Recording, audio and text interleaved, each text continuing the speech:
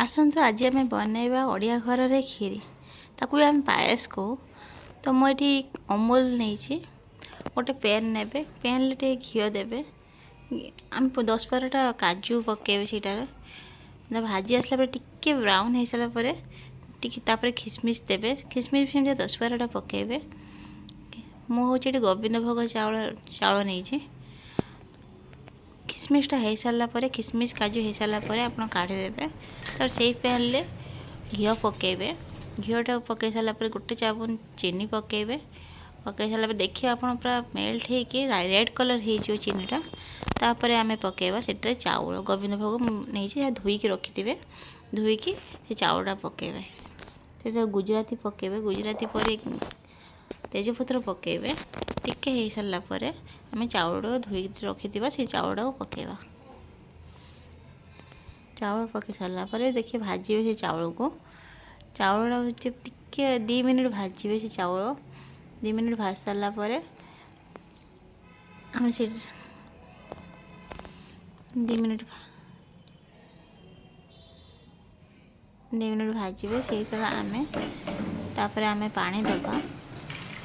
पानी 2 गिलास दबा से चाउलटा सीझब तो अमूल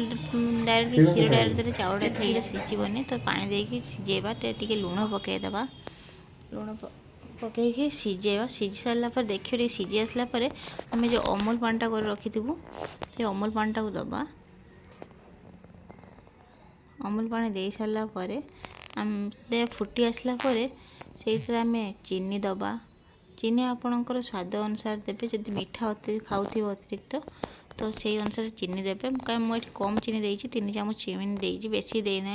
अमूल मु अधिका देती बेसी मीठा हो मु 3 चामच चीनी देती तापर आम काजू किशमिश भाजिकी रखि से काजू किशमिश भी दबा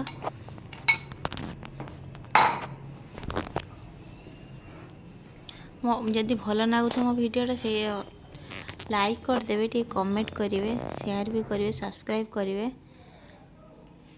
काजू किशमिश पड़ सारापर आम तापर मिल्क मेड पकेबा मो अमूल मिल्क मेड नहीं आप चाहिए जो कंपनी नहीं पारे मिल्क मेड पके मुझे बहुत कम पकई मिल्क मेड मीठा अतिरिक्त हो मिल्क मेड पकई सारापर आम जो गुजराती की 4-5टा गुजराती की छेचिकी रखि से गुजराती की आम पकेबा पकई सारापर आम हूँ एबे गैसटा को बंद करदे बाढ़ा देखो बहुत थिकनेस है पायस बहुत सुंदर देखा आप केसर नहीं पारे फ्लेवरटा भल आसो कलर भी भल आसे आप चाहिए